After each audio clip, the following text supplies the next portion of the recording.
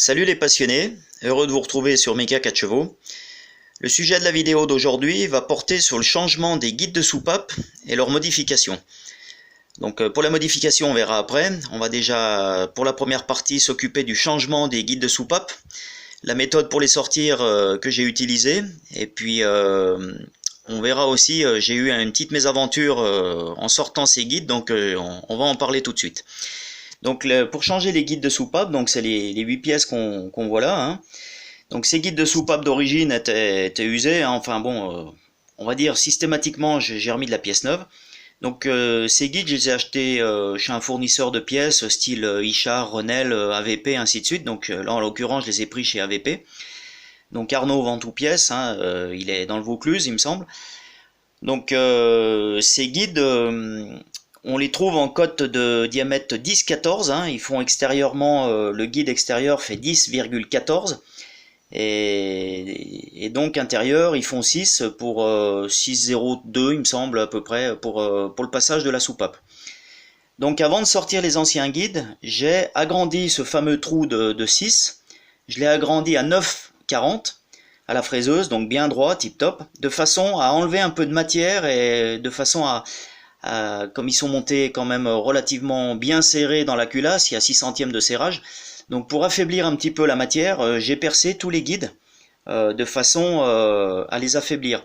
Je les ai pas par contre percés de part en part, de façon à ce que derrière je me suis fait un outil à la presse pour venir appuyer et pouvoir descendre les guides.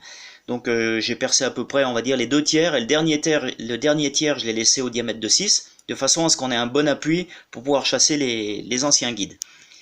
Donc on va dire les 8 premiers en partant de là donc se sont bien passés, les 7 premiers pardon, et quand je suis arrivé au 8e, et ben donc quand j'ai percé, il devait avoir moins de serrage que les autres, la rotation, il est parti en rotation et c'est venu bouffer l'intérieur de la culasse, comme la culasse est en aluminium donc c'est assez tendre. En tournant, il est venu ronger l'intérieur de la culasse et donc ça a agrandi le trou quoi. Ce qui veut dire que les guides de réparation que j'ai voulu mettre derrière, le nouveau guide, eh ben, il nageait quoi. Donc il a fallu faire un guide soupape en cote réparation. Donc pour ce faire, j'ai utilisé de la fonte. Donc déjà, j'ai déjà pris mes diamètres avec, ça c'est des micromètres intérieurs, hein, des alésomètres. Donc ça fonctionne comme un micromètre, sauf qu'on vient le calibrer avec une bague et puis on peut venir mesurer précisément le diamètre d'un alésage. Donc j'ai vu que j'étais vraiment parti au niveau diamètre. Donc je suis parti en cote réparation. Donc j'ai acheté un alésoir chez un fournisseur d'outillage diamètre 11 H7. Et je suis venu, donc dans la culasse, je suis venu à la fraiseuse. Aléser le trou, donc le trou il était sorti à peu près après le défaut, on était à 10, 30, 10, 40 quoi, que ça avait quand même bien tourné.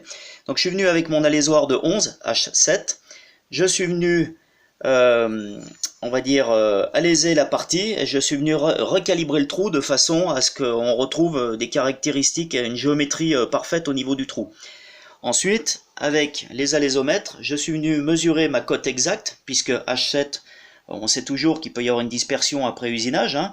Donc après le passage de l'alésoir, je suis venu mesurer exactement le diamètre du trou, et j'ai pu déterminer un serrage. Donc d'origine, pour rappel, d'origine, il y a à peu près 6 centièmes de serrage au niveau des guides de soupape.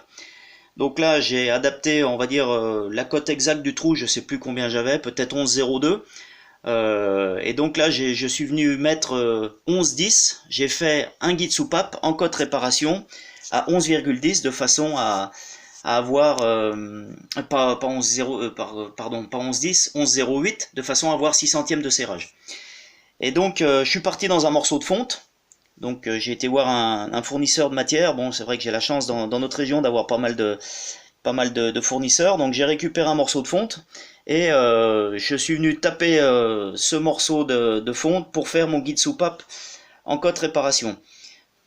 Pourquoi de la fonte? Parce que d'origine, ceux qui nous vendent aussi, c'est de la fonte. Et même les origines Renault sont de la fonte aussi, quoi. Donc après usinage, donc j'ai refabriqué un guide.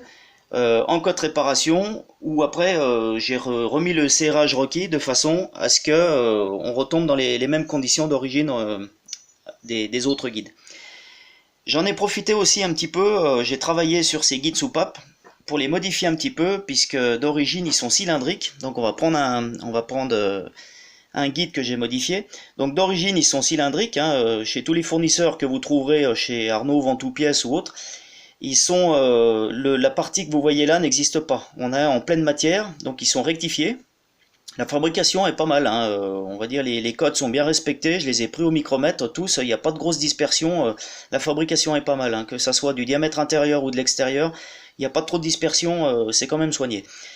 Par contre, moi je voulais modifier les guides, pourquoi? Parce que d'origine, en association avec ces guides, ils nous vendent des petits joints qu'on aperçoit ici, donc je vais le mettre sur la partie blanche, ça sera mieux. Donc ces petits joints, c'est une vulgaire rondelle néoprène qui vient se mettre, donc le joint de queue de soupape, il vient se mettre sur la soupape comme ça. Le problème qu'il y a, c'est que il navigue avec la soupape. C'est-à-dire que quand la soupape va faire des allers-retours, ouverture-fermeture, et ben le joint va suivre la soupape. Et donc forcément, le joint, au moment de l'ouverture, et ben il va se soulager du guide, et on peut avoir une entrée d'huile. Alors bon, sur les moteurs Indenor, c'était un montage comme ça il y a quelques années en arrière, on va dire dans les années 70, les moteurs Indenor qui équipaient Peugeot, étaient montés avec ce type de joint, où là on avait besoin de lubrifier, on va dire, la soupape dans son guide. Moi j'ai préféré quand même avoir une étanchéité parfaite, donc j'ai fait une petite modification que je vais vous faire voir maintenant. Donc là le joint je vais le ressortir. Et puis en plus, oui, c'est même pas du nitrile hein, comme joint, c'est du vulgaire néoprène qui a été découpé avec des emporte-pièces, donc inutile de les acheter, on peut tout à fait les faire nous pour les personnes qui aimeraient monter ça. Donc moi, la modification que j'ai faite, c'est que j'ai commandé des joints chez Rectif Shop sur internet, j'ai fouillé un petit peu, et je suis tombé sur ce site Rectif Shop, des gens très sérieux, qui proposent en ligne différents joints de queue de soupape. Et donc on voit bien que sur ceux-là, les joints de queue de soupape, on a un petit ressort en périphérie sur la lèvre extérieure là, qui ressemble à un joint spi. Et l'avantage de ça, c'est que quand on va monter le joint sur la queue de soupape, et ben en permanence, il va toujours maintenir une certaine pression, la lèvre va toujours être maintenue autour de la queue de soupape. Et donc derrière, ils sont creux, il y a un alésage, et à l'intérieur, ils sont aussi caoutchoutés, avec des petites, on va dire des petites gorges, enfin des petites griffes plutôt, de façon à ce que vraiment ils viennent bien serrer au niveau du guide soupape. Donc ça c'est des joints qu'on doit monter sur des BMW, il me semble que la référence elle est pour du BMW. Et donc la modification des guides que j'ai faite c'est ça quoi, c'est-à-dire que le guide d'origine je l'ai décolleté au diamètre intérieur du joint de queue de soupape. Et j'ai fait 3 petites piqûres, là je sais pas si vous voyez bien à la caméra, j'ai fait 3 petites piqûres à l'outil, de façon à ce que ces fameuses gordes caoutchoutées viennent se prendre là-dedans et rendre prisonnier le joint pour éviter qu'il bouge avec les allers-retours de la soupape. Donc voilà un peu, j'ai fait un faux guide soupape pour faire mes essais de montage. Voilà un petit peu comment on est monté après. Donc là on n'est pas plaqué jusqu'au fond parce que j'ai voulu essayer de les ressortir avec 2 tournevis et effectivement ça cramponne bien. Il n'y a pas de risque que la soupape les éjecte. Donc là on est vraiment monté super costaud et c'est vraiment un montage qui me plaît quoi.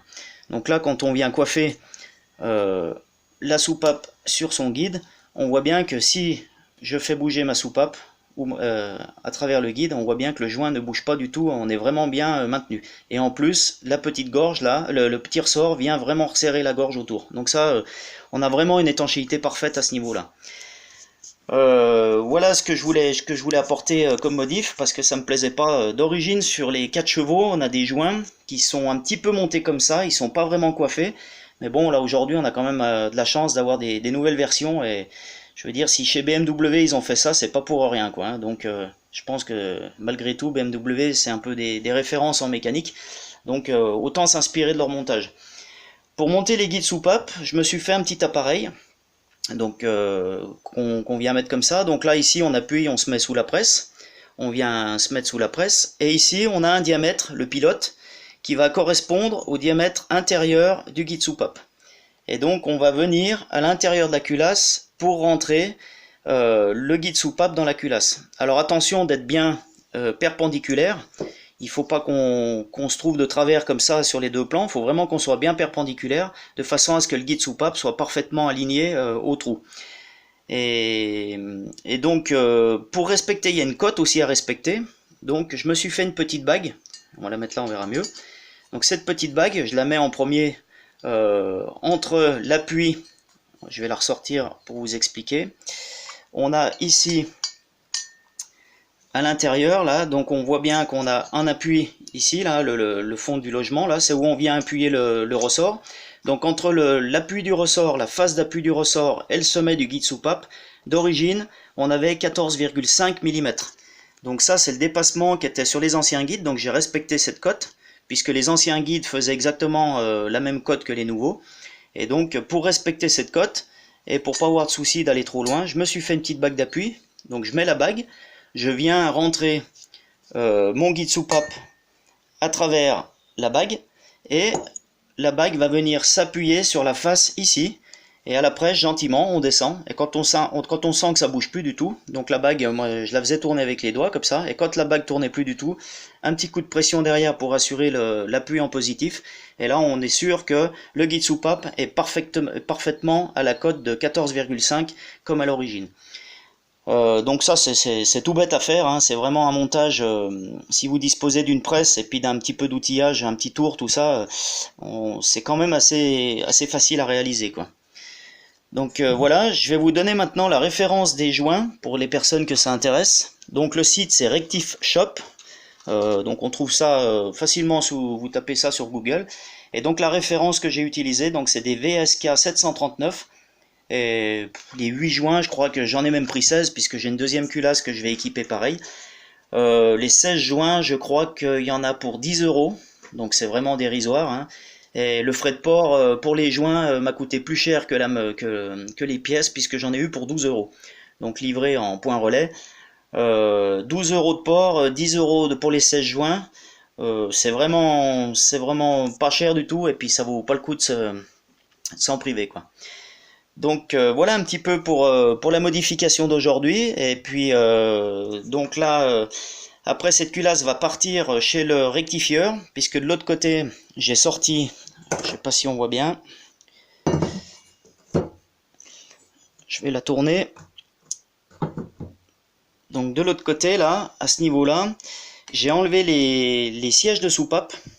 Donc les sièges de soupape côté échappement uniquement, puisque j'ai discuté avec un préparateur de moteur, il m'a dit que pour éviter d'additiver le moteur, on pouvait faire que les échappements. Donc j'ai suivi ses conseils, c'est quand même quelqu'un, c'est un baron au niveau des préparations moteurs et de la combustion interne, donc il m'a dit tu peux faire que la partie échappement. Donc pour sortir les guides soupape, les sièges de soupape, j'ai utilisé, on voit qu'il y a du papier, il y a du scotch américain, là le scotch gris qui est armé. Donc j'ai protégé toute la surface de la culasse. Je suis venu mettre à l'intérieur des chiffons, des morceaux de chiffon que j'ai humidifiés partout. Et ici aussi j'avais collé du papier et du scotch américain. Et je suis venu faire un cordon de soudure, ici, un petit peu là, un petit peu là, un peu partout, en périphérie. Je suis venu faire des cordons de soudure. Et j'ai bien laissé refroidir les sièges de soupape. Et ils y sortent tout seuls, quoi. Parce que l'avantage de la soudure, c'est qu'elle va rétreindre la matière, elle a un pouvoir énorme de rétractation, donc ça crée une tension et ça rétreint la matière, et comme ces sièges de soupape sont montés serrés, il doit y avoir 3 centièmes de serrage, 3 ou 4 centièmes de serrage, on arrive à récupérer cette cote, et après on tape légèrement avec un petit jet d'aluminium en périphérie de façon à les faire vibrer, et on arrive à les faire bouger facilement, et en retournant la culasse, on arrive à faire tourner les sièges, les faire tomber sans problème. Et donc ça évite un coût d'usinage, puisque là cette culasse, si je l'avais donnée comme ça, je crois qu'on prenait déjà 100 ou 120 € pour rien cuisiner les vieux sièges avant de mettre les nouveaux, quoi. Donc les nouveaux sièges de soupape vont m'être fournis par le rectifieur, par l'usineur, parce que moi j'arrive pas à les trouver sur des sites, donc eux ils ont des sites spécialisés pour les moteurs. Et donc c'est lui qui va me les fournir, et il aura juste à les monter à la presse et les usiner. D'où l'intérêt d'avoir changé les guides soupapes, puisque lui il va réutiliser le trou du guide soupape, avec aussi le même principe que ça, avec un pilote. Il vient à l'intérieur avec un pilote et il vient usiner, on va dire, faire une ébauche à l'angle correspondant à la soupape.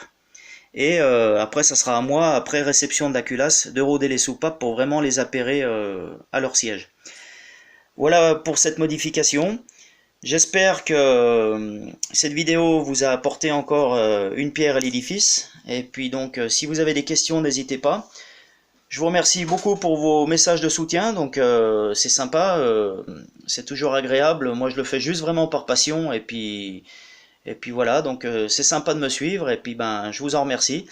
Et je vous souhaite de bonnes vacances à tous. Et j'espère vous retrouver en pleine forme à la rentrée avec sûrement de nouvelles vidéos. Merci beaucoup, bel été à tout le monde, et puis à bientôt. Ciao, bye bye.